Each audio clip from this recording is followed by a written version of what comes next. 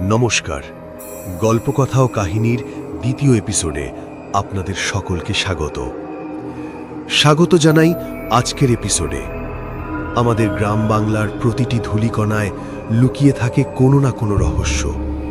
বড়রা কেন রাতের বেলা বাঁশি বাজাতে মানা করতেন, কেন পুকুর ঘাটে একা যেতে বারণ করতেন, সেই সব প্রশ্নের উত্তর আজ হয়তো গ্রামের সেই প্রাচীন অশ্বত্থ গাছটা জানে।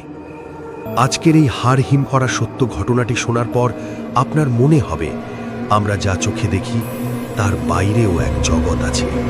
চলুন শুরু করা যাক আজকের গল্প।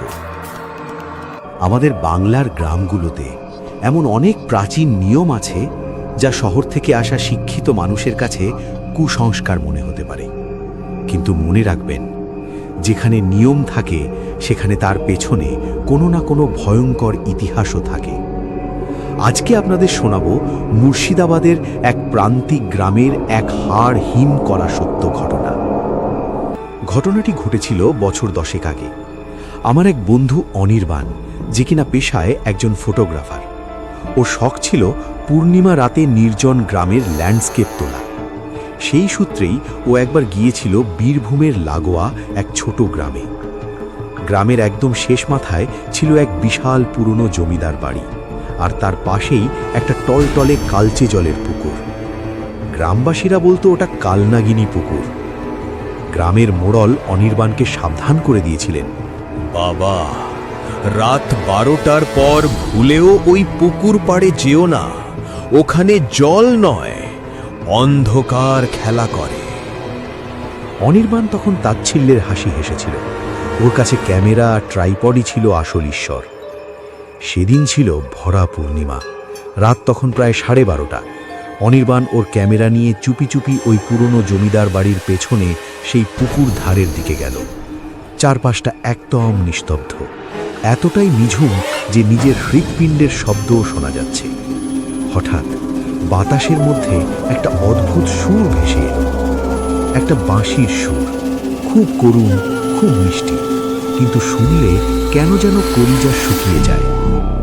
অনির্বাণ দেখল পুকুর ধারের সেই বিশাল প্রাচীন অশ্বত্থ গাছের নিচে একটা লোক বসে আছে। লোকটার পরনে একদম কুচকুচে কালো আলখাল্লা, মুখটা দেখা যাচ্ছে না। সে আন মনে বাঁশি বাজিয়ে চলেছে। অনির্বাণ ভাবল কোনো বাউল হয়তো রাত জেগে গান করছে। ও এগিয়ে গিয়ে একটা ছবি তুলতে চাইল। ফ্ল্যাশটা জ্বলে উঠতেই বাঁশি থামল।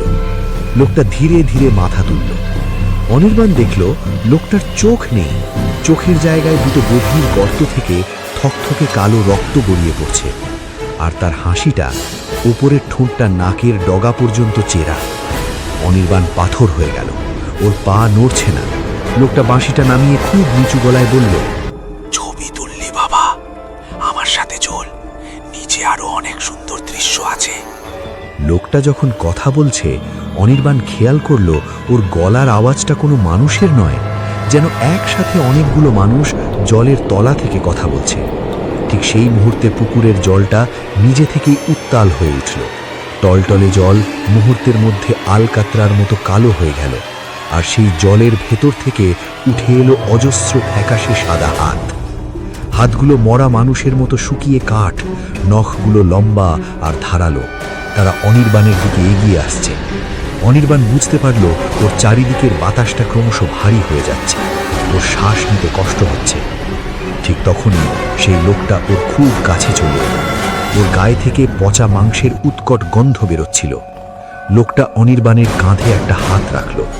সেই হাতটা ছিল বরফের মতো ঠান্ডা, যেন কোনো মরা মানুষের হাত। ও ফিসফিস করে বলল, সবাই আমার সুর শুনে আসে, কিন্তু কেউ তো ফেরে না। তুইও ফিরবি না। অনির্বাণ ওর ক্যামেরা ছুঁড়ে ফেলে দিয়ে শেষবারের মতো নিজের সবটুকু শক্তি দিয়ে একটা চিৎকার দিল।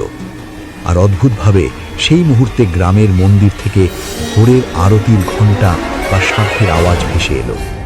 মুহূর্তের মধ্যে সব হাওয়া, সেই পুকুর, সেই সাদা হাত আর সেই বিভীষিকাময় বাঁশিওয়ালা, সব যেন মিলিয়ে গেল ভোরের কুয়াশায়।